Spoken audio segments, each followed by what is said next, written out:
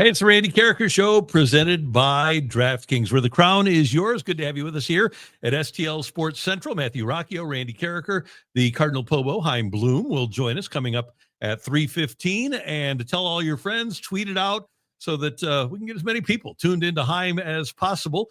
The Blues played tonight in Buffalo after being thoroughly embarrassed and thoroughly outplayed, at least in the first period, by the Washington Capitals last night in D.C.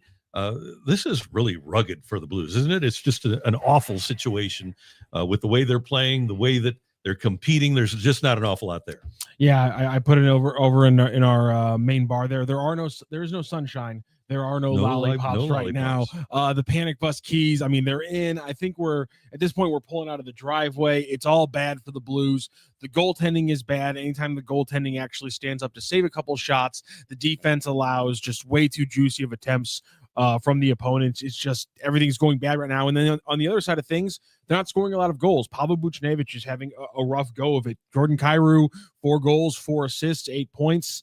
You know, that's not what you want to see from a guy who's supposed to be one of your star players. He's your leading scorer too. That's just it's not enough right now. You're not even getting really big contributions from your free agent signings. I know Pius Suter had a big goal, obviously, in the win over the Oilers, but none of the big name players, whether they be new acquisitions, players you just signed to new contracts, or players who are supposed to be developing year to year, none of it's happening right now. And that's a worrisome problem right now that the Blues are facing.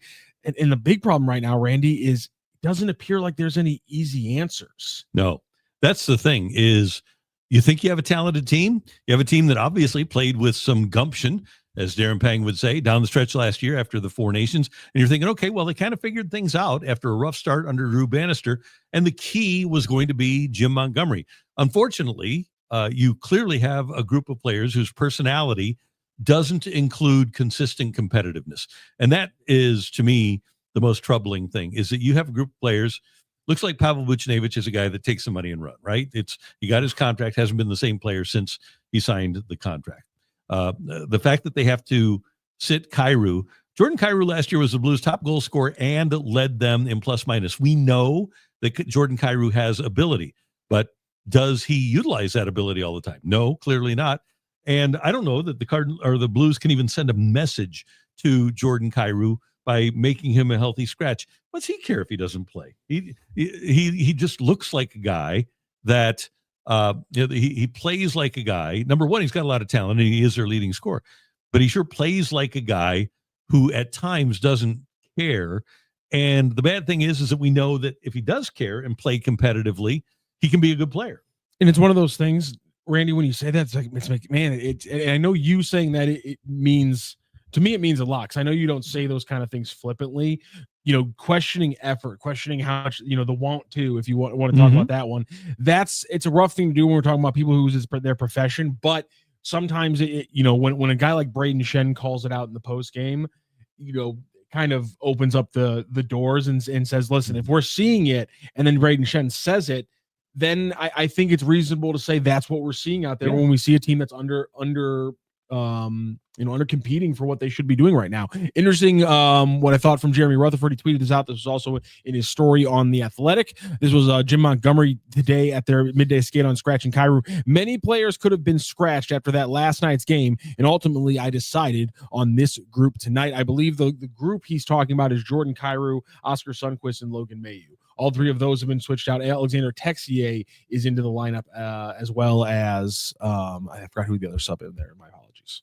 Well, Matt Kessel would be Kessel in there as well, and then there's one other name going in there, but I'm blanking on it right now. It would be Joseph back. I believe that's it. Yes. Yeah. So it's a disaster, and I feel for Doug Armstrong because he put a team together that was on the precipice of beating the number 1 overall team last year. Sure, there were a couple of changes. And Jim Montgomery, who thought that he had turned things around last year and clearly has a group that, for whatever reason, can't do what needs to be done to win. And Braden Shen, God love him. He's doing everything he can. He's trying to fight people and he's trying to fire up the troops, but he's really the only leader that the Blues have. And I don't know what the answer is at this point. Normally, we can say, well, make a trade. Well, who's making trades at this time of year, especially with big time players? We can say fire the coach. Well, they just gave the coach a 5-year contract. They aren't firing the coach. So what do you do? And the goaltending has been horrible. You've got a guy that was fantastic last year in the Four Nations. He was fantastic down the stretch last year, but is giving up a lot of bad goals. You have another guy who, in his first full season in Hofer last year, was outstanding. Well, what do you do?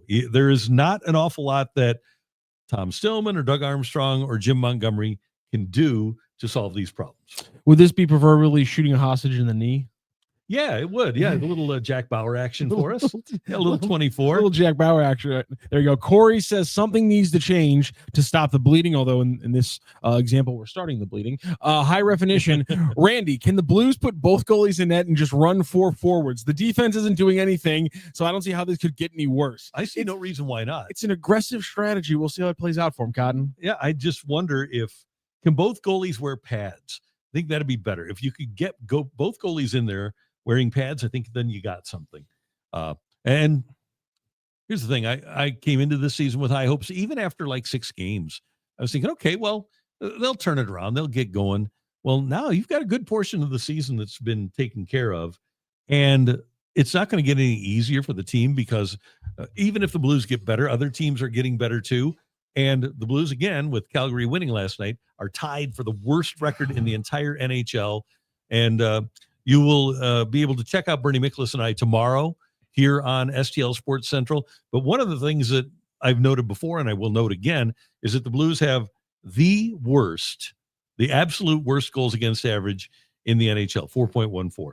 But they've only allowed the 8th fewest shots. That tells you something about the goaltending, doesn't it? Yeah, this is one of those hard ones because all the analytics said that they were going to be mediocre, and now all the analytics tell us they're maybe not as bad as we thought they were going to be. And I really didn't agree with the analytics from Mr. Lecision and company preseason that said they were going to be kind of a mediocre team, and kind of right about that one. But right now, they're telling them they shouldn't be this bad. Some of the analytics, like when you break down Logan Mailloux, I saw a scatter plot last night where it was kind of like it was ranking essentially just how effective every defenseman was who was in action last night. And Logan Mailloux was off in the bottom left corner completely on his lonesome. There wasn't another single defender who played in the NHL last night who was as ineffective as Logan Mailloux was. And the thing is, it's like, it's one thing if you're getting bossed by players who are just bigger pros. The little thing is, like, you can't be touching the puck when it's a hand pass. Like, you got to know, you got to have at least the awareness around you to be an NHLer. And that's kind of one thing I'm questioning right now with Logan Mailloux. And that's the big thing about, should he be in the press box? Should he be in the A? It's just like little mistakes like that get made every once in a while that kind of jump out. And what you do with the young defenseman, and numerous coaches have done this, whether it was with Eric Johnson or Alex Pietrangelo or other young, a guy like Barrett Jackman when he was a young defenseman here. What you want to do is have the kids play just the most basic defensive game. Say, hey, just worry about your own end of the ice. And then if things get comfortable for you offensively, do it. But you should start out as a defensive defenseman and just play good, solid, fundamental hockey. And Mailloux doesn't appear to be a guy that at this point is playing those fundamentals. And Bob Plager was the best at teaching those sorts of fundamentals. You can play a simple game. And that's what I'm seeing from Mailloux is he doesn't appear, at least at the moment, to be playing a simple game. And it's a shame that we don't have Bob Plager anymore. But this is something that Pronger has talked about. Chris Pronger talked about the patience that fans and the Blues need to have with a guy like Mailloux. But when Mike Keenan got Chris Pronger, he basically said, hey, simplify your game and then it'll evolve. And that's not happening with Mailloux. They're just not, and I don't know whether it's coaching or whether it's him, but he's not playing a good, simple game. No, and that's the thing. And listen, they're shaking things up. I understand 2/3 of the shakeup. I don't understand the Oscar Sundqvist part. He's been a really, I think, a really crucial part of them on the PK. He's been a good assist man. He obviously brings a little grit as well to the lineup. I just think maybe he just kind of got caught in the fallout of Monty needing to change things up. Well, and maybe with the injury, there's a little bit of load management going on here too. I think that's one of the things. He said multiple injuries. What was his? He didn't have another ACL last year. What was his injury during the offseason? I think it was either an ACL or an Achilles. Okay, so he had both. So maybe what the Blues are thinking with him is back-to-back games, give him a night off, and hope that you can have him more hyped and ready to go on Saturday night. Yeah, I think that's a fine idea, but now they gotta pace out a lot of things, as we know. Hofer in net tonight. Yeah, Blues and the Buffalo Sabres. Tage Thompson is going to be maybe scoring a goal for the Buffalo Sabres. So that one will happen tonight, and you'll see it on FanDuel Sports. Hey, kids, you need to know about our friends at DraftKings, because you need to get ready. The wait is almost over. DraftKings Sportsbook, America's top-rated sportsbook app, is coming soon to the Show Me State, and new Missouri customers will get to download the DraftKings Sportsbook app today, and when they go live, place a $5 bet to unlock $300 in bonus bets. And starting November 17th, you can create your DraftKings Sportsbook account in Missouri and get ready for launch day on December 1st. DraftKings Sportsbook brings everything you need to elevate your game day, including live in-game betting, lightning fast payouts, and endless ways to get in on the action, all right from your phone. And when we officially go live in Missouri, you're going to be betting with the Sportsbook app trusted by millions. It's safe, secure, and has fast money withdrawals. Download the DraftKings Sportsbook app now and grab $300 in bonus bets with just a $5 bet when DraftKings goes live December 1st in partnership with DraftKings Sportsbook. Gambling problem? Call 1-800-GAMBLER. In New York, call 877-8-HOPE-NY or text HOPE-NY at 467-369. In Connecticut, help is available for problem gambling. Call 888-789-7777 or visit ccpg.org. Please play responsibly. On behalf of Boot Hill Casino and Resort in Kansas, 21 and over. Age and eligibility varies by jurisdiction. Void in Ontario. Bet must win to receive reward. Bonus bets expire 168 hours after issuance. For additional terms and responsible gaming resources, see dkng.co/audio. And joining us now here on the Randy Karraker Show on STL Sports Central is the president of baseball operations for your St. Louis Cardinals, Chaim Bloom, joining us from the office. Chaim, it's good to see your face. How you doing? I'm doing all right. It's good to be here. Have you moved into your new official office yet, or is this still the one that you were in before? No, I have moved offices. There's definitely, I have not been able to prioritize putting some different things up on the walls and just trying to, move some things around for the feng shui. That has not risen to the top of the priority list yet. We'll get to it at some point this winter, I hope, but there's a few things ahead of that on the list right now. No doubt about it. And as you get started, and it might be different for you, and you can give us the comparison between going into Boston and having the 2 years in the Cardinal organization. A lot of times when a GM, POBO, gets the new job, you're drinking from a fire hose. Has it been that way since you took over the helm here? To some degree. I mean, that's just the nature of it. This is a busy time of year in the front office, regardless, like even if you're not new to the role. But it's different because I've had a couple of years to get to know the organization, get to know the people, and that makes a big difference. You're not trying to come in here and just figure out who everybody is and where everything is. And because of that, I think there's some things that I was able to get going really right now that normally you might have to be in the organization for a year or two before you figure it out. So hopefully that will help us down the road. And I know you guys have had a ton of meetings leading up to the general managers meetings next week in Vegas. What would you like to accomplish next week? Well, next week, hopefully will be when the offseason, the player portion of the offseason really kind of kicks off in earnest. I think increasingly in our industry, teams are so preoccupied with a lot of staffing and infrastructure stuff in October, if they're not fortunate enough to still be playing, that really usually there's not a ton of action that happens prior to getting the GM meetings. And that's kind of a reset for everybody to start talking to other clubs. We get to all see each other, get to reconnect, get to connect on priorities. We've already started having those conversations with the other 29 clubs. But next week, I expect is when we'll start to flesh them out and really separate what's real from what's not. So really looking forward to doing that. And then also just continuing to work on the flow of how we all work together, myself and our AGMs, because, obviously we all know each other at this stage, but in terms of how we're going to work together with me in this seat, the more that we get that good flow going, the more that we can be responsive in the way we need to be to opportunities that are out there.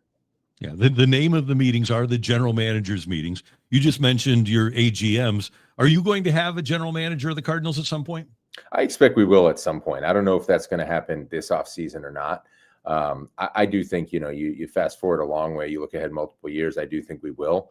But, at the moment, there were some other things that I really wanted to focus on and tackle in terms of our staffing with this organization. So we've focused on those, but I do expect at some point we'll fill that role. And I want to ask about the two newest guys. Joe Douglas is your director of pro acquisition. What's that job description like? What is Joe's job going to be? Yeah, really, it's about putting us and me ultimately in position to make great decisions on free agents and on other teams' players.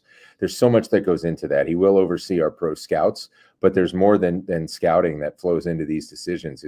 It's all the information we have at hand, and not just the information, but how does that information come together so that we have the right valuations on players so we can target the right guys and make the right decisions in real time.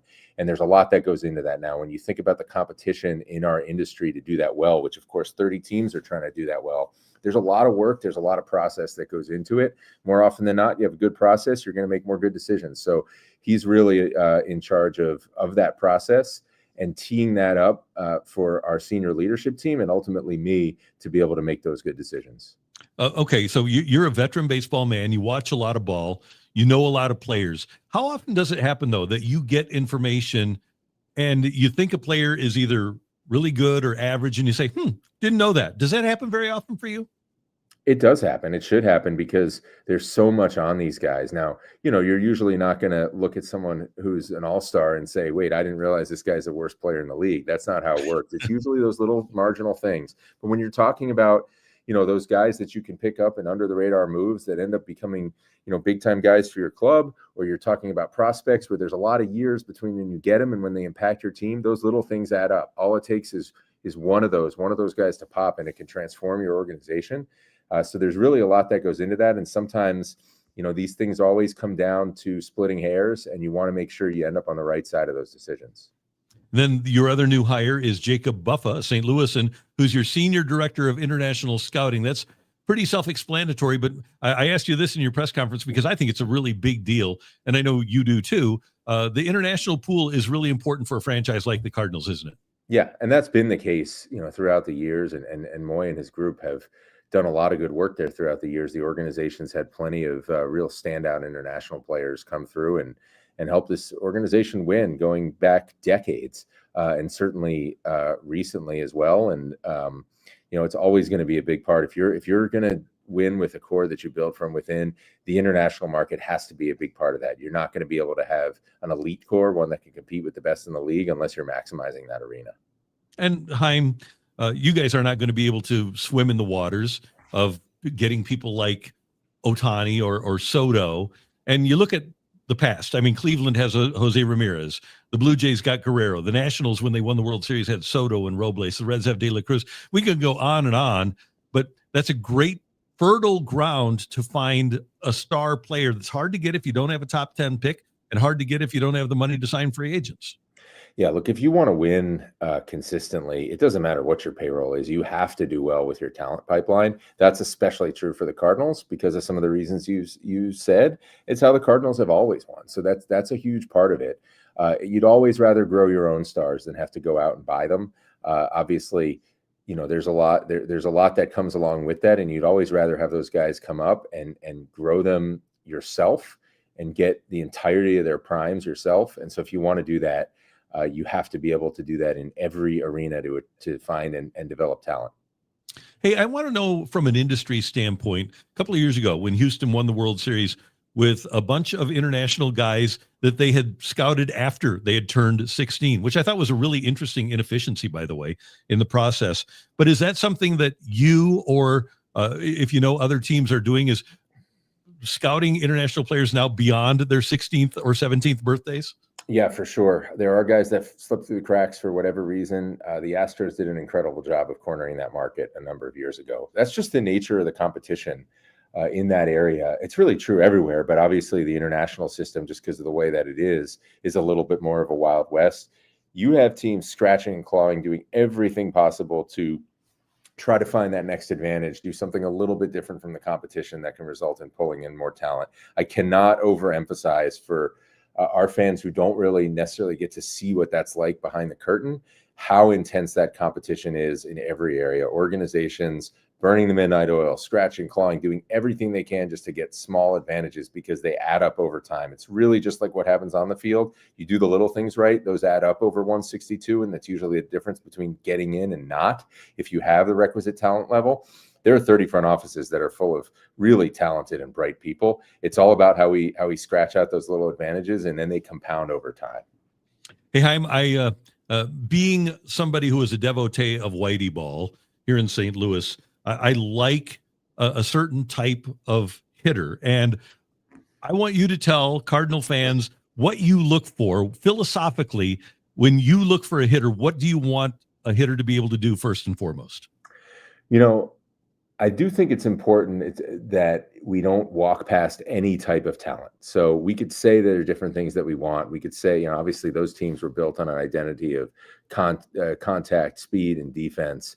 But we could talk about that all we want. But then you get to this year's team. I don't know how many times I've been asked in the short time I've been in the seat, gee, wouldn't it be nice to have a little more power? So you'd like to have all that. You just want to be really hard to play. And honestly, I think it helps to have kind of a diverse group of hitters in your lineup so you don't get too pitchable. To me, I think a way to simplify it is when you look at a hitter overall, there's really three big things that ultimately hitters do. It's about what are they swinging at, how often do they hit it, and what happens when they do. So swing decisions, contact, and damage. And if you do all three of those things at an elite level, you will be an elite player. If you do two of them, you're probably going to play for a long time. You'll be able to put your kids and their kids and their kids through college. And if you only do one of them, you better do something else well on the other side of the ball, or it's going to be tough to have a career. So you want guys that can check as many of those boxes as possible. But sometimes guys have different strengths and weaknesses, and there's different ways they can contribute. It comes down to having a team where the roster fits together well, where your manager has options that he can leverage to help you win games. And then you become really hard to game plan against and really hard to play against. And then what about philosophically from a pitching standpoint in the power game that Major League Baseball is now? Is there one defining characteristic of a pitcher that you and your scouts say, okay, that's what we want in a pitcher? Yeah, it's less so about one defining characteristic as much as it is, I think our game is really unique in that we give the defense the ball. I'm not sure that any other sport does that. And so what that means is that you can separate yourself on the pitching side with those guys really having an identity, really understanding who they are individually. And that builds confidence. If they know what they're good at, they know how they get you out, not just how a generic pitcher can get you out, but how they get you out. What's their superpower? You build an identity around that. Then you could start working on weaknesses. Then you could start adding to strengths. But you want those guys, since they have the ball, to understand who they are. And then with that, it really starts and ends with throwing strikes and controlling counts. And it's easier for pitchers to do that if they have an identity, if they have that confidence. So to me, it really starts there is what's this guy's identity? Who is he? What does he look like? What's the best version of him look like? And because the pitcher really starts with the baseball and gets to decide what's supposed to happen, if you have pitchers that have a strong sense of that, they can really take control of the game. I love that philosophy because, again, it meshes, I think, with what a lot of Cardinal fans have grown up with. All right, I want to talk about some of the guys that you have. Obviously, everybody knows you have a plethora of lefty hitters in Nootbaar, in Burleson, in Gorman, in Donovan, and Weatherholt on the way. Do you feel like, Chaim, that you have to move one of those guys? Have to, no. But obviously you want the roster to fit together as well as it can. And I do think we're in good position to do that. It was clear this year at times it showed up during games that just if you have a lot of like players, sometimes it just makes it harder to deploy your roster the way you want. So it certainly makes sense for us to look at anytime you have an abundance of something to look at potentially using that and being willing to move from that to address other needs. I don't think we have to. I certainly think we could bring all these guys back. They're all talented players and we'll be able to find places for them to play. But certainly, again, like to line up on something that makes us better overall. And then on the right-handed side, we know Ivan Herrera is going to get a chance to catch, at least based upon the reporting towards the end of the season. Pages, Crooks, Bernal just won a Gold Glove, which is a big deal, by the way, winning a Gold Glove for all of minor league baseball, and he was the catcher that won it. What's the intrigue with Herrera catching? Well, first of all, you mentioned Bernal, and just want to pause to give him a shout out, give him some credit, and also Ethan Goforth, our catching coordinator, building up that program this year in the minor leagues. And Leo did an amazing job. Still has work to do, but he got a lot better this year. And kudos to him. Gets to progress a lot individually and win a championship, which obviously, as we know, that position ultimately is all about winning. So to finish the year winning a championship is pretty special. As far as Ivan is concerned, I think he actually said it. I think there was some interview where he basically said something about how he's too young to be a DH, and I think that kind of applies. The more options you have, the more valuable you are. It's a position where it's really tough to find someone who can contribute to that position in any way and also hit the way he can. And that's part of why he's so intent on doing it, and why we want to be able to support him. Do you envision him being a guy that could catch a lot in 2026? We know he had the arm injury, so he's not going to be able to work as much during the offseason. Could it happen that in 2026 he gets opportunities behind the plate? I hope he's part of the solution back there. Yeah, I mean, we're going to work very hard with him this winter, as we've talked about. He is going through that rehab right now, but it's something that we should get out of the rehab portion of this with plenty of time for him to work on a throwing program, to be able to be in a better position next spring, and also to work on some of the mental aspects of what might be the most demanding position in the game. And this offseason, the offseason, really, you have a chance to really get better, really consolidate some learning, and we're going to be with him every step of the way to make sure that happens. Okay. Want to run through a couple more things. I know that you guys are deep in meetings, but a couple of guys with no trade deals that have said that as opposed to last year, they might be willing to be moved. What kind of conversations organizationally have you had, especially with ownership, about paying down a portion of their salary to be able to move them? Yeah, look, obviously you'd always rather not do that, right? But it's really just about what's the move that ultimately is best for the organization, what pushes us towards our goals. We've set out those goals of getting to where we can compete for this division annually, where we can compete for championships annually. So if there's something that does involve taking back some money that pushes us towards that, and it's the best alternative, I'm confident we're going to be able to have the support to do that. And then if Gray would go, it seems like you're going to have to get quantity in your rotation. Is that a pretty accurate assessment? You've got Liberatore, you've got McGreevy, maybe Palante, maybe Leahy. It seems like somehow you're going to have to get some quantity of starters to pitch for you at the major league level. Is that accurate? You cannot have too much starting pitching. I don't want to get ahead of ourselves. Obviously, Sonny's here. We value him highly. Mm-hmm. He was brought here for a reason. He's certainly done his part. And we'll be thrilled if he's with us in 2026. Obviously, given where we are we going to have our eyes and ears open? Are we going to be listening? Absolutely. But, irrespective of that, we want to make sure we have as many good starting pitching options as possible. We'd like for those to come from within whenever they can. So you mentioned a few guys that are possibilities for that. And then down the road, obviously, some of the guys in the minor leagues that we hope will step up, continue to progress, and take some of those spots over time. But we don't want to have to rush them there. So we want to make sure we have good options in front of them. All right, Chaim, you grew up in Philly, you worked in Boston, where the media has a tendency to hold teams and people accountable, at least they think they do. And you have a lot of people tuned in right now that complain that we in the St. Louis media don't hold the organizational or the front office accountable enough. So with your background, what does being held accountable by the media, who are the connection to the fans, what does that look like to you? I don't know if that's for me to answer. That might be for you to answer. But I mean, look, I love that. We're all really passionate about this. It means a lot to be doing this in a place where this means so much to our fans. Every organization, we're in the entertainment business, right? We all stand on the shoulders of our fans, but I'm not sure that there's any organization whose fans are as important to the organization as Cardinals fans are to the Cardinals, with what they've meant to this organization over the years, what this organization is built on, what makes this place special. And they're passionate. I've already gotten to know that from being here for a little while. Regardless of what the attendance is, this is on everybody's mind. I have learned that very quickly, and I hope to be held accountable. I hope people will bring that passion. I want them to have opinions. And, this is an open invitation to you and everybody out there, all my good friends in the media. Like, please come at me, hold me accountable. I want our fans to have access to as much candor and as much unfiltered honesty from this organization as possible, because they care so much. They deserve that. And this is a baseball town. People follow this. They get it. They understand what's going on here.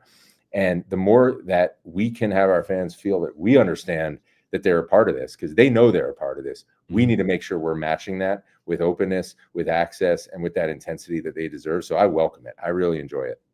That's great to hear. Hey, we appreciate your time, Chaim, and I know that you guys have a lot going on over at the Cardinal offices, and you're going to be busy next week with the GM meetings, but it's always good to hear your voice. Thanks so much for coming on, and have a great time, and welcome, by the way, to STL Sports Central. Hopefully we can make this a semi-regular occurrence. Sounds good. You bet. And thank you for having me on, and enjoy the conversation. All right. Thanks, Chaim. Take care. Yeah. That is Chaim Bloom. He is the POBO of your St. Louis Cardinals. And hopefully you got some good information there. And I really like the fact that he likes hitters that make contact. I just think that's a cool thing. Yeah, I thought that was a good quote from Chaim Bloom. I threw it up there on the screen. Where'd that one go? Swing decisions, contact, and damage. If you have all three of those things, you're going to be a really good player. If you have two of those things, you're going to be a pretty solid player. And so I thought that was a really good answer. And honestly, I like it when a POBO like that gives us a nice little rubric to kind of help our decisions. Because in 8 months from now, a year, 2 years from now, when we're talking about a Cardinals hitter, we have the rubric to kind of decide on how we grade them. Well, how are his swing decisions? Yeah. Does he hit for contact, and does he hit for damage? And those are the three questions we got to start asking ourselves. If he fills out 2 or 3, got a solid player. He fills out 3 for 3. All right. Only does 1 or 3. We start asking some questions. And if Chaim doesn't get those guys, come after him. There it is. Yes. Hold him accountable. Open invitation. There you go. I think there's a lot there to unpack. And I want to get to some of your comments here on the chat line. And for example, DLW 1904, Herrera needs a throwing program and pop time improvement. I don't know. There's 2 things. And I asked about the intrigue with Herrera because you've got 3 catchers, 4, because you've got Padres too, right? You've got Crooks, you've got Bernal, you've got Rodriguez, plus you had Pozo last year. So Ivan Herrera is a really good hitter. And it seems like the Cardinals are saying, okay, well, we'll give you the opportunity because you want the opportunity. But I think we all know that at the end of the day, he's probably not going to be an everyday catcher at the major league level. But he also won't be able to complain because if he doesn't win the job, it's the old adage, if you don't like it, play better. I don't know if I put this one up there, but like I didn't get a chance to put this one up there. But he said it there. If you have more options, you're more valuable. So the Cardinals letting him do this doesn't hurt him, and potentially with a nice little roll of the dice, he could get more valuable, but also the Cardinals asset could get a lot more valuable because if he's able to hit like that from the catcher position, one, it opens up roster flexibility, which he also talked about as well. But also, should they get to a point where they want to move him for whatever reason, I'm not saying they should, but if they wanted to get to that point, a catcher hitting like that as opposed to just a DH or a left fielder hitting like that is a completely different thing as a commodity on the market. So it makes your asset more valuable. So I think the Cardinals just could be looking at it from that little thing where it doesn't hurt their asset, potentially gives them more value. Why not let them do it? Yeah, I think giving him an opportunity is fine. Here's the one thing with Herrera. Right now, I look at him on the major league roster as the only real impact hitter. That's fair. Walker, Scott, Burleson's a really good hitter. I don't think an oomph impact guy. Arenado or Gorman, whoever. Mason Wynn admitted he needs to get better offensively. Donovan's a nice player, but I don't think that he's an impact guy. Contreras, he can be a middle of the order guy, but is he a middle of the order guy for a champion? I don't think so. And then Pajes, I don't know about Crooks yet. So I would say, and whoever your designated hitter might be, I think that right now the only real true potential impact hitter on the roster is Ivan Herrera. And I don't think he should be a DH every day either.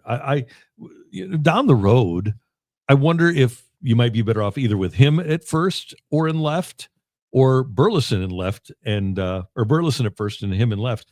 I think that he can play every day, but he is too young to be a DH, and he's too athletic to be a DH. I think like that from him. I'm too young to be a DH. It's funny. So I'm fine with them giving him the opportunity to catch, but I just hope they don't say, well, we're going to allow you to catch because you want to, even though he might not be, probably won't be the best catcher that the Cardinals have. My smart ass response, if I was the Cardinals, it would I'm too young to be a DH, and I go, yes, you're the perfect age to become a very solid left fielder. Absolutely, that would have been my response. You're the perfect age, as Michael Telemark says here in the YouTube chat. Jump in if you're watching the show. Yes, but I'd rather see him learn to play the outfield. We know he's got the athleticism. We know he has the arm. Yes, if I was the Cardinals, my response would have been something along those lines. Yeah, he can be a good player.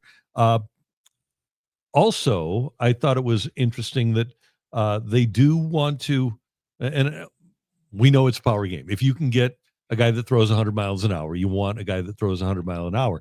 But I think it was really important that he said want pitchers that don't walk people, that we want pitchers that get ahead. The most important, and he didn't say this, but he intimated this, the most important pitch is strike one, and then you go from there.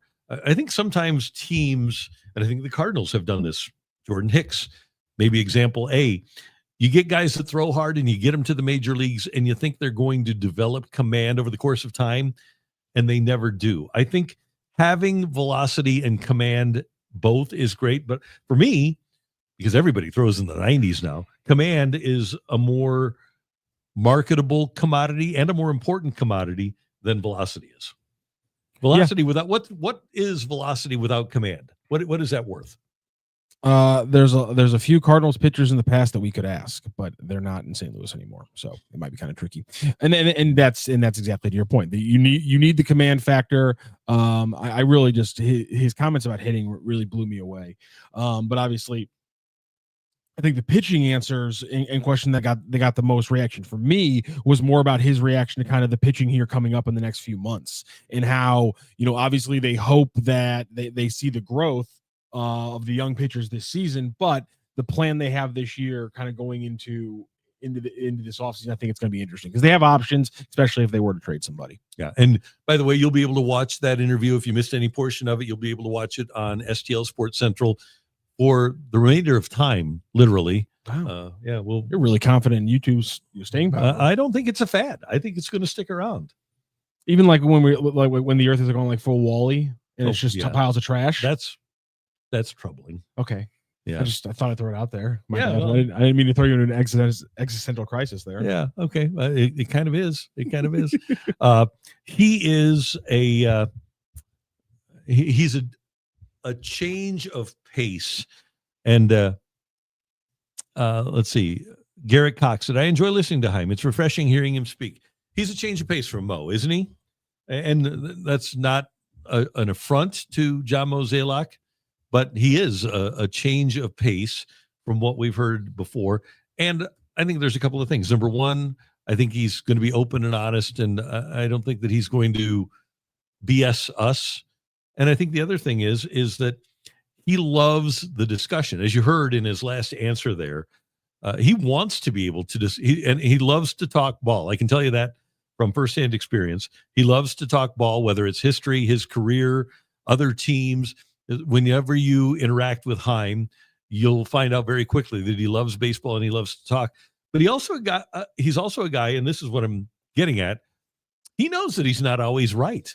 He knows that he's capable of making mistakes. Like he said, when I asked him about getting information and finding out about players, he said, yeah, it happens all the time that I find out that a player has different attributes than I thought he would. And I think that that's really refreshing because, as I've said before, I think one of the things the Cardinals ran into in the previous regime was they thought they knew everything. And that's why they didn't bring people in from outside the organization, was because they thought that they had all the answers. Well, clearly that wasn't the case. And I think his ability to bring in people from the Dodgers, from the Pirates, from the Mariners, from the Guardians, and several other teams, I think is going to really work to the Cardinals' advantage. And one of the other answers I thought was interesting because he said we can still go forward with all these lefties. Yeah. And then immediately acknowledged that more roster flexibility, having maybe a situation where they're a little bit more balanced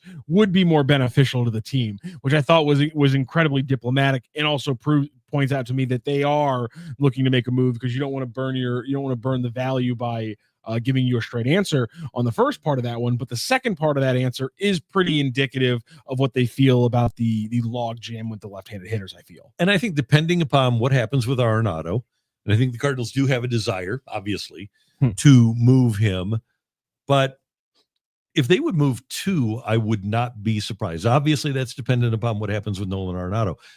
But I had a different feeling at the beginning of the offseason before we knew about the Nootbaar injury and surgery. I thought that Nootbaar would be the logical left-handed hitter to trade because you have Burleson, who's kind of redundant with him, except he's been more productive. Now that Nootbaar is rehabbing and is probably going to not be a tradable guy, then you look to Donovan. And I'm not as much concerned about his age or his control as I am about the maximized value of the player at the moment. Is Brendan Donovan ever going to have more value for a team trading for him than he has right now? The fact that he has 2 years of control, the fact that he's coming off an all-star season, the fact that he played a lot, the fact that he's a Silver Slugger finalist, he's won a Gold Glove in the recent past. If you are a team like the Dodgers or the Mariners or the Blue Jays, especially Dodgers and Mariners because of their depth of young starting pitching, for me, those would be the teams that would intrigue me about moving Donovan. Then you have Weatherholt at second, Gorman or Arenado at third, and then you've got Nootbaar to play left or DH, and you've got Burleson, who can also DH. And if things don't work out in the first half of the season with Jordan Walker, and he'll get the opportunity in the first half of the season, you might be way left-handed, right? If you have an outfield, a completely left-handed outfield of Nootbaar, Scott, Burleson, and then the lefties on the infield, well, lefty would be Weatherholt and maybe Gorman. But my thought is, if you want to get good, young, quality starting pitching, you're going to have to give up something that you don't love giving up, and I think that might be Brendan Donovan. Yeah, I think that's completely fair. One thing that also jumped out from Chaim Bloom, essentially saying that if eating money is the best move, he's confident that they'll have the support from the front office. That's kind of the second or third time we've seen an answer like that from Chaim Bloom. I'm starting to actually believe it. I think so, and it's going to be expensive because with Gray is not just due $35 million. He's also due he's got an option for 27. And if that option isn't picked up, then it's a $5 million buyout. So let's look at Gray as a $40 million player. The Dodgers aren't paying a single starting pitcher $40 million. So let's just put him in LA. Okay. You're probably going to have to eat 20, 25 million. And that's for them. Same thing with the Giants. Same thing with the Braves. Maybe you have to have, although the Braves did well financially, but the more money you spend, you put into the Sonny Gray pot for another team, the better prospect you're going to get back. And I don't want to see the Cardinals do this now, but one of the things that you can do for value, and I would have done this last year at the trade deadline with the 3 relievers, is you could move a guy like Donovan and say, but you have to take Arenado's entire contract. I don't think the Cardinals are in a position to do that in the offseason. They have too many needs in their starting rotation right now. But that is something that you can do if you want, is provide the value to the team that you are giving the player to. The value that you get back in return isn't a minor leaguer. It's not a pitcher. It's them taking the contract off of your hands. Yeah, I think that's.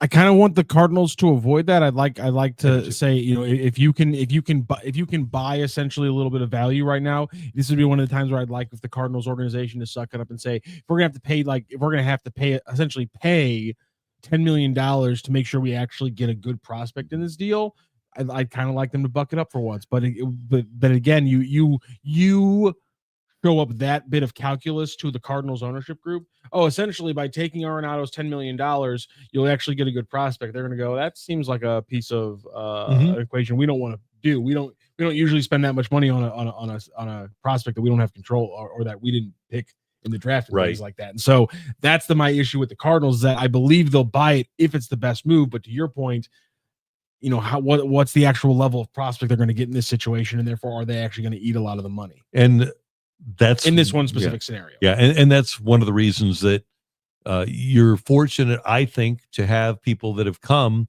from specifically the Dodgers and Mariners organizations, because both of those organizations seem to have a wealth of pitching. Now, the other thing, the other team that you can look at, because Atlanta was connected to the Cardinals for Sonny Gray, I don't think the Braves are loaded with prospects as much as they are.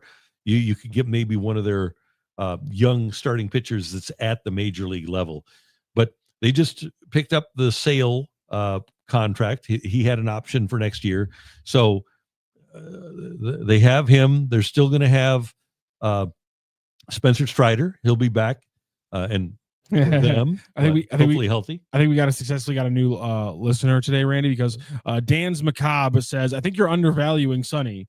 Well, strap on in here, Dan's. Yeah. Well, there's not a team that's going to take Sonny at $40 million. Not one. All right. And the old adage that is in play, there's no such thing as a bad one-year contract. Teams are the Dodgers going to make Sonny Gray their highest paid player for a year, or their highest paid pitcher for a year? The Dodgers might. No, they wouldn't. Because you get a different mindset on a roster when you're going for 3 in a row.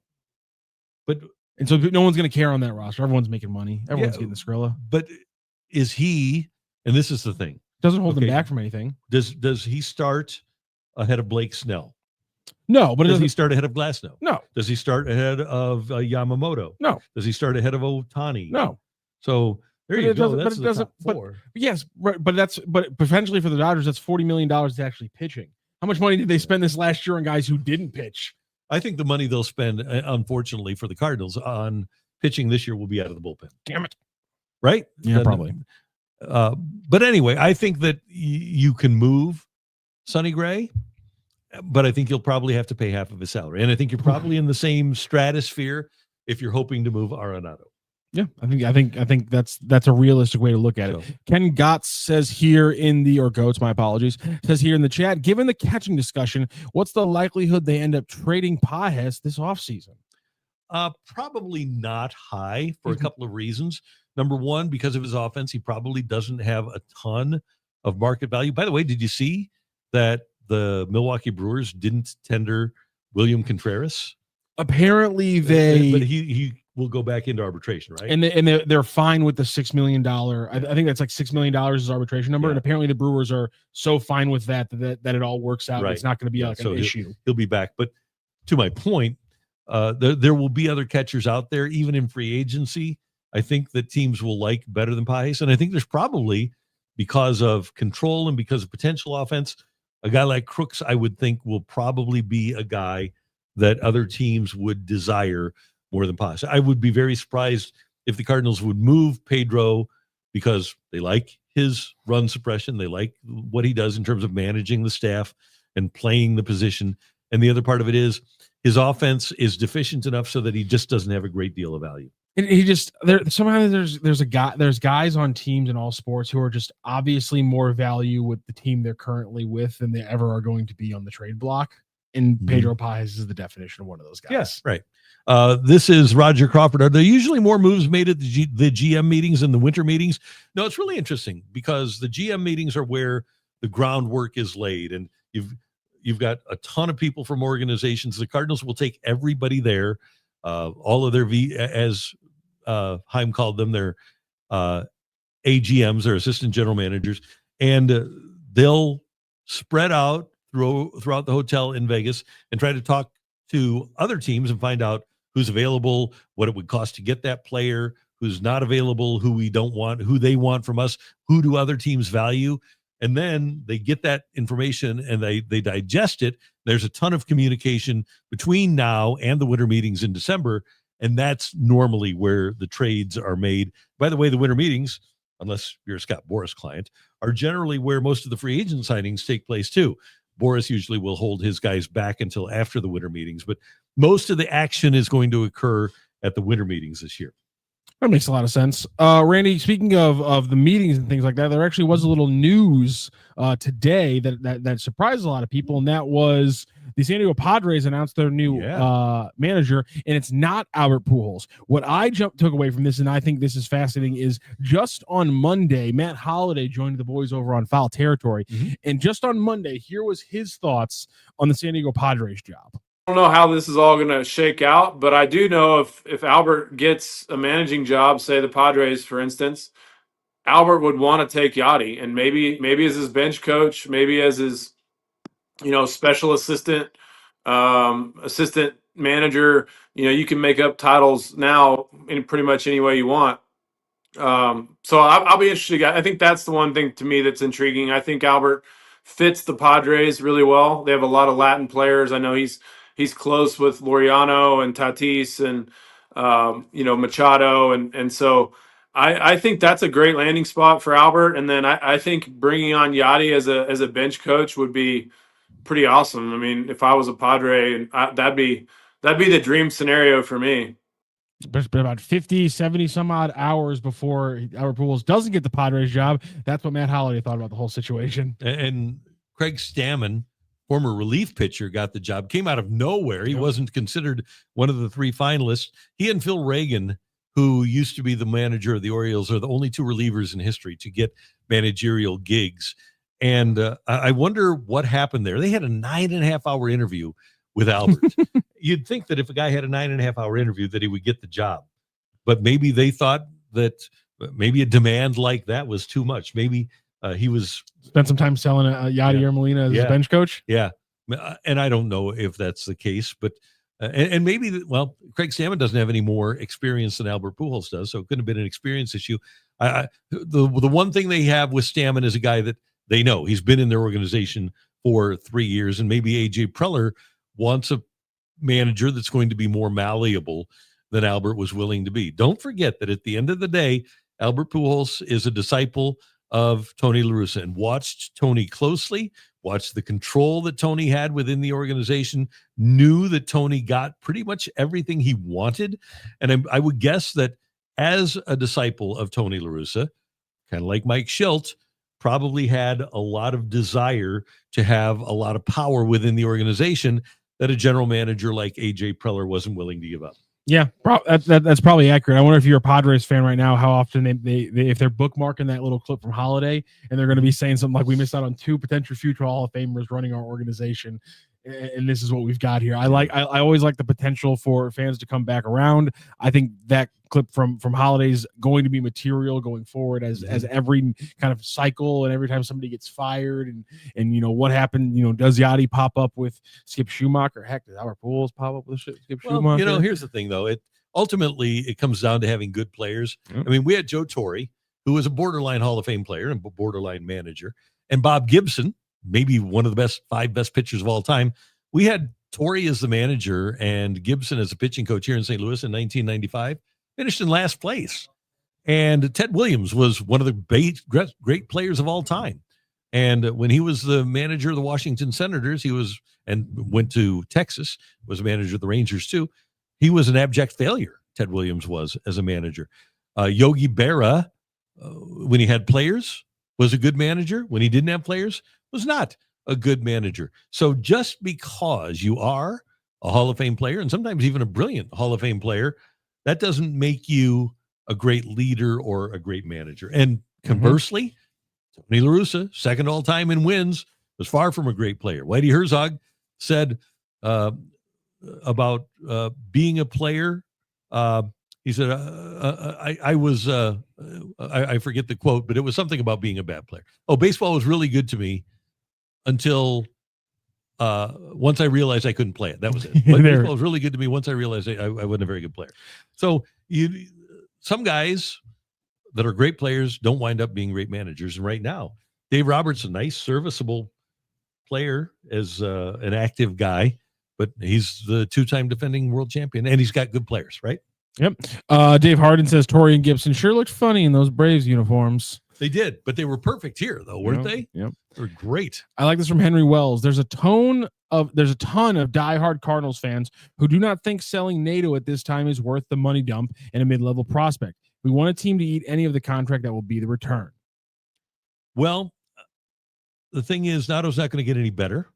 What is worth? I mean, what is worth? He's not worth anything right now to this team. Right. And that's we've made this point before. You can pay him $31 million and this would be in regards to just letting him go. And Chaim said that's not an option, but you can pay him to be here and do nothing for you, or you can pay him to not be here and do nothing for you, because he is in a precipitous decline. And at this age, at this time, this is not 1995, 6, 7, 8, 2000. It's not those times anymore when older players got better for some reason. This is not those times. And now players in their 30s, especially their mid to late 30s, they go into a decline, and the decline continues. I want the Cardinals to be forced to have to make unfortunate decisions. And one of those unfortunate decisions is I want them to be forced to have to play JJ Weatherhold at second base and Nolan Gorman at third base in the 2026 season to finally figure out any mystery about who Nolan Gorman is. That's why I'm okay if they have to end up trading Brendan Donovan, get Nolan Arenado, because I don't want them to have to lean on somebody else who isn't Nolan Gorman. And if they balk at Nolan Gorman, I want their only options to be like having to make an emergency call up for Jose Baez or something like that. I want them to be forced to do it. They're kind of they're a parable almost like this, Randy, where the Cardinals for the first time ever are kind of like a poor person who thinks they can get rich at the casino table, but they have a chance to live out the fantasy of going to the craps table and turning a $20 bill into millions of dollars. That's the point of having a bad season where you're not going to be a winning team. We've acknowledged they're not going to be a winning team. Roll the dice, figure out who these players are, and do not let yourself have a fallback. Do not let yourself be able to go back home to your bad apartment. Either lose the rent money or win $1 million. That's where we're at this year. Well, we are bums at the craps table. We are. And as Chaim Bloom mentioned, he said, ultimately, this is all going to come down to draft and develop. That you can sign all the free agents and you can the mid-level free agents, but ultimately what this team is going to succeed on is young players and building a fruitful system. And I still have not talked to I've talked to the Cardinals about this, but not to Chaim Bloom about this, is bringing in an impact minor leaguer every single year. And if you go back to the Cardinals under Whitey Herzog, that's exactly what they did. And Tommy Herr wasn't brought in, but in 1981, Tommy Herr was given the full-time second base job. They moved Ken Oberfell over to third. Obi had been playing second base. Then in 82, you trade for McGee, and you have Dave LaPointe, and you've got John Stuper in the rotation, and you go to a World Series and win it with three rookies playing really key roles on that team. Also, that was 82. 83, you bring up Danny Cox, who at midseason becomes a member of your starting rotation. 1984, you do the same thing. You bring up Terry Pendleton, and he becomes a key part of your team. In 1985, obviously, Vince Coleman near opening day, and then towards the end of the season, you bring up Todd Worrell, who became the 1986 Rookie of the Year. And then 1987, you bring up Joe McGrain, and he's pitching Game 7 of the World Series for you. So year after year after year, the Cardinals were bringing up quality minor leaguers that made an impact on winning teams. And I think for a franchise like the Cardinals right now, that's what they need to get back to. They need to bring up a new impact guy every year. Have you ever seen those poor fans of like the Redskins or the Dolphins or the Bears who will go on like a mock draft site and they're like, here's my mock draft for the Bears this year. And it's them drafting a quarterback with all 7 picks in each round. That's essentially kind of where I'm at with the Cardinals right now, where it's like, who's the lineup? At this point, if it's 9 guys who played in Memphis earlier in the year, I'm kind of excited to watch that baseball game. Oh yeah. For this season, I'm excited to watch that baseball game. It's going to be a journey. And hey, we're going to find out once and for all with this group and with this leadership of the baseball ops, we're going to find out if Jordan Walker can play. Yep. I don't know that the Cardinals have a ton of confidence in Victor Scott, but they're going to give him an opportunity. We know Burleson's going to be in left. At some point, at some position, J.J. Weatherholt is going to be a member of the Cardinals. We know that Wynn is going to be playing short. We know that Pages is going to fit into the catching rotation somehow. But I'm with you. I want to see once and for all, and maybe it's going to be with another team, whether or not Nolan Gorman can be an everyday player and hit those 30 home runs that I've thought that he could hit. I want to see if Mason Wynn can ascend as an offensive player. I want to see if a guy like Crooks can play. I'm with you. And then it's mid-season, maybe Quinn Matthews and Liam Doyle. I want to see him here. I want to see who works out as the closer among all of these young relievers. And this was told to me by one Cardinal staffer, and it's a great way to put it. When I asked about getting a veteran reliever, he said, yeah, you do need an adult down there. and so I think the Cardinals will go out, and maybe they'll get Phil Maton again. I don't know if that'll be the guy, but there needs to be leadership in a young bullpen as well. And I honestly think that if they were, and they would be in this situation, win like 75 games, if that's what happens this year, but I would rather watch them win 75 games and get questions answered. And honestly, get to the point where we can start asking new questions. That might be the worst part about 2025, is that the answers of our original questions were so stilted that we didn't get to the point where we could ask new questions. And that's kind of the problem of what happened this year, is that we didn't get to ask new questions. We're still talking about Jordan Walker. We're still talking about Nolan Gorman. We're still talking about too many left-handed hitters. These are all the things we talked about in 2024 going into 2025. And so honestly, just getting to a point where we can ask new questions. All right, we're past Gorman and Walker. We know what they are. What's the new thing? Even if it's losing more games, I think that will be a more entertaining season. Maybe not in the moment to watch games, but the entire 6-month situation as a Cardinals fan, I think that's more entertaining because there's actually something to be hopeful for down the line. It's not doom and gloom. It's not, there's a brick wall at the end of this tunnel. There's a little bit of a light coming forward. I wonder, so let's say if they would win 75, win 75. They'll win 75. Okay. If they would win 75 as opposed to the 78 that they won, if they would lose. You know what? Should we knock it down? Lose 3 more games. Let's put a little strain on it. Let's make it 71 like 2023. Okay. Let's make it 71. So let's remove 7 wins. Would it be because Gray and Michaelis and Fetty are gone? Or would it be because Helsley, Matz, and Maton are gone? Because I don't think that the offense should get any worse. They were 20th in the league, I think, in runs scored. I think the offense actually should get better. If this team isn't able to achieve 78 wins again, like they did last year, I think the only things that you can point to are the veterans being gone from the bullpen. And I'll break it down even further. I don't think that a young pitcher could be much worse than Miles Michaelis was if you look at the big picture. And they certainly can't be much worse than Eric Fetty was. Plus, you get McGreevy for the whole year. Well, those 7 losses, I could probably find them in if things go bad and guys like Gorman and Walker don't develop. I can probably find those 7 losses in the first 3 months of the season when the offense actually was hitting the ball.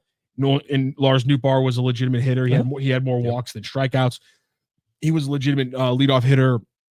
Jordan Walker had a hot month in May. The last 3 weeks of June, we have a pretty solid Nolan Gorman. Right. So it's probably like the first half of the season where you would find like 7 more losses for the Cardinals, because you're right, the pitching's probably going to be, you're going to get a lot more hope, and there's going to be a lot more reason to be like, okay, that was a 5-inning allowance. At least there's something to watch for from Liam Doyle, what have you. But when it was Miles Michaelis, it was, dear God, here we go again. So the feeling will be different. But to your point, I think it's the offense in the first half of the season where we could see a really big difference in why they lose 7 more games than they did last year. Because the back half of the season, with the pitching falling apart, because it's going to be a lot of young arms who don't have a lot of experience, I could see them almost having an identical back half of this of 2026 like they had in 2025. Okay, I see that, and obviously there will be other moves to be made, because when you talk about the back half of the season, we don't know whether or not Matthews or Doyle are going to be here and what it's going to look like. I know it's not impressive. But I mean, losing 200 innings of Sonny Gray, giving you what was his ERA, 3.8? Something like that. That good. I mean, that is a material thing across 4 or 5 months of baseball. We're talking about, that's 18 starts we're talking about, maybe a little bit less than that, maybe like 14 or 15 starts.